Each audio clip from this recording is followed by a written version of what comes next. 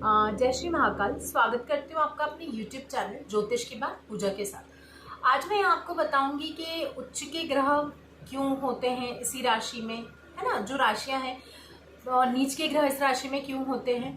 तो इसके पीछे कोई ना तो ये किसी शास्त्रों में लिखा है, ना ये किसी किताब में लिखा है। ये मैंने सुना और मुझे इसको सुन के आसानी हुई याद करने में। तो अगर आपको भी ऐसा लगता है कि यार एकदम से क्लिक नहीं होता माइंड में, पर अगर जो मैं आपको बता रही हूँ बातें, अगर वो आप उस तरह से याद करते हैं तो आपको तुरंत मतलब विद इन अ सेकेंड आपको ये लगे हाँ मतलब इस राशि में ये उच्च के हैं और इस राशि में ये नीच के हैं। तो मैं आपको बताती हूँ। हालांकि इसके पीछे जो ज्योतिषीय जो हमारे दो ज्योतिषाचार्य रहे हैं, जो हमारे ऋषि मुनि रहे हैं, उनने जो दिया है तर्क, उनने नक्षत्रों से जोड़ के दिया है। पर नक्षत्रों को याद करना मतलब मेरे लिए तो थोड़ा कठिन हो रहा था, उस हिसाब से उच्च और नीच के ग्रह को याद करना। लेकिन मैं जो आपको बताऊंगी मुझे भी आसानी हुई और हो सकता है कि आपको भी आसानी हो। तो देखिए, हम बात करते हैं सूर्य से। सूर्य की जो उच्च राशि है वो मेष राशि है, ठीक है। मेष राशि मंगल की राशि है। तो जो सूर्य हैं वो ग्रहों के राजा हैं। अब राजा को कहाँ उच्चता प्राप्त होगी, कहाँ वो सर्वश्रेष्ठ अपना दिखा पाएंगे, मतलब कौशल, तो वो कहाँ दिखा पाएंगे? मंगल ग्रह की राशि में।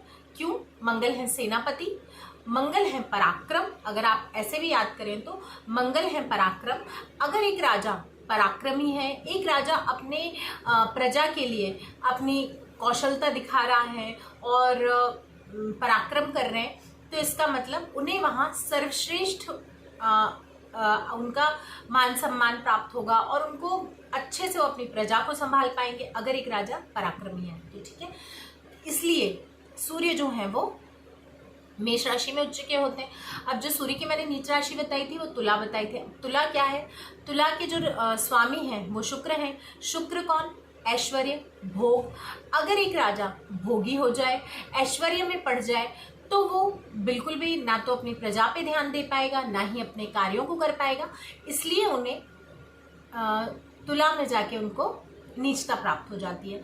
ऐसे ही हम अगर चंद्रमा की बात करें तो चंद्रमा जो है वो 3 डिग्री पे ही क्यों उच्च के होते हैं? क्यों? क्योंकि चंद्रमा है मन का कारक। अब चंद्रमा मन के कारक हैं तो मन जो है ना तो वो उच्च का होता है, ना ही वह नीच का होता है। जहाँ या तो आप अपने मन को अपना गुलाम बना लो या आप खुद मन के दास बन जाओ। इसलिए 3 डिग्री पे ये उच्च के होते हैं वृषभ राशि में, और वृश्चिक राशि में चंद्रमा 3 डिग्री पे ही नीच के हो जाते हैं। अब हम बात करते हैं मंगल की। तो मंगल कहाँ उच्च के हो रहे हैं? मंगल उच्च के हो रहे हैं शनि की राशि मकर में। अब इसको हम ऐसे समझिए जैसे कि जो सेनापति हैं, हम इसको ऐसे समझते हैं कि हमारे जैसे लोगों के अगर सर्वेंट हैं, उसमें अगर जो हेड सर्वेंट है, हेड सर्वेंट कहाँ पे अपनी उच्चता दिखा पाएगा? राजा के सामने बिल्कुल नहीं, राजा के घर वालों के सामने कभी भी नहीं दिखा पाएंगे। कहाँ दिखा पाएंगे? जो उनके अंडर में काम कर रहे हैं। जो तो शनि कौन है? वो दास है। तो जो सेनापति हैं वो जो शनि की राशि है, शनि की राशि जो है मकर में ही वो अपनी उच्चता दिखा पाएंगे।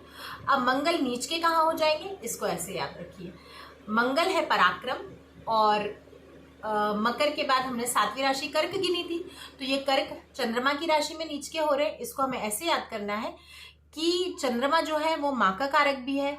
कोई भी माँ के सामने पराक्रम नहीं दिखा पाता, तो इसलिए ये चंद्रमा की राशि कर्क में मंगल नीच के हो जाते हैं। अब मैं अगर बात करूं आपसे बुध की, तो बुध है बालक।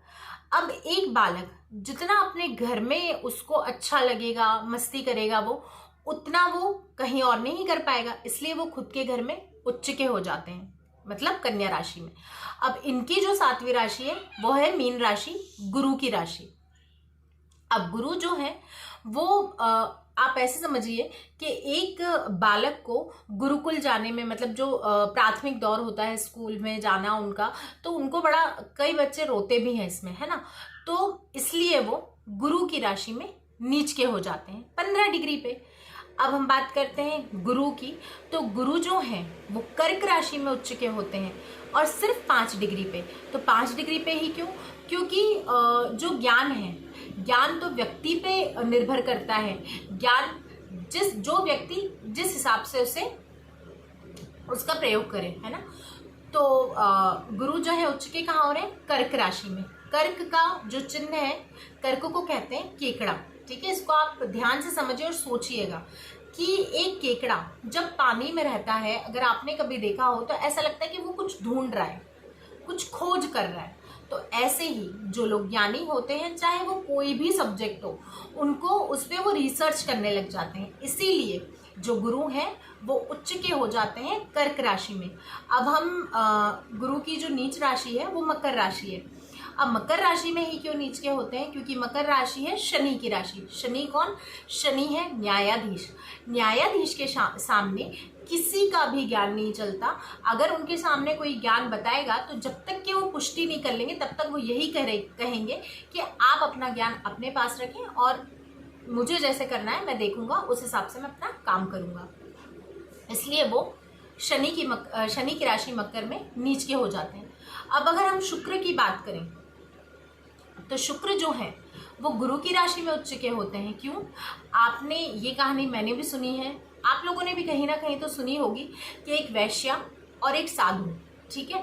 तो एक वैश्या जब अपने कार्यों में रत रहती है तो उसको हमेशा कहीं ना कहीं बस यही लगा रहता है, उसके सामने जो साधु रहते हैं तो उसके मन में यही रहता है कि यार ये साधु कितने अच्छे हैं, इनके यहाँ संतों का आगमन होता है और ये हमेशा पूजा पाठ में लगे रहते हैं, ठीक है।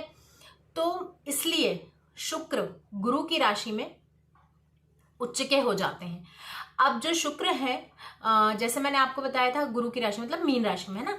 और मीन, मेष, वृष, मिथुन, कर्क, सिंह, कन्या, कन्या राशि में ये नीच के हो जाते हैं। इसको ऐसे समझिए कि एक अच्छी स्त्री हो, सजी धजी स्त्री हो, उसको आप एक 5 से 7 साल के बालक के पास छोड़ दें तो उसको ये लगेगा कि मेरा सौंदर्य किस काम का, है ना। इसलिए वो बुध की राशि कन्या में नीच के हो जाते हैं। अब हम बात करते हैं शनि की। तो शनि उच्च के कहाँ होते हैं? तुला राशि में। इसको ऐसे याद करिए कि तुला राशि जो है वो भोग की राशि है। और एक जब हम हमारे यहाँ कोई, आपके यहाँ, हमारे यहाँ, कहीं भी जो सर्वेंट होते हैं, जो लेबर क्लास होता है, उसको ये लगता है कि यार इनका जो चीज़ें हैं इनको यूज़ करके देखें या कितना अच्छा होगा ये, तो यानी एक ना एक बार उनको लगेगा ऐसा कि मैं ये चीज़ यूज़ करूं, है ना। इसलिए वो भोग की राशि तुला राशि में उच्च के हो जाते हैं। और नीच के कहाँ हो जाते हैं? तो गिनिए, तुला, वृश्चिक, धनु, मकर, कुंभ, मीन, मेष। मेष की राशि में वो शनि जो है वो नीच के हो जाते हैं। ऐसे ही राहु केतु के बारे में मैंने आपको बताया था। राहु केतु की मैंने आपको डिग्री बताई, मतलब उच्च की राशि बताई थी, नीच की राशि बताई थी। अगर आप इसको एक बार ध्यान से सुने और एक बार ये अनुभव करें कि हाँ ऐसा होता है, तो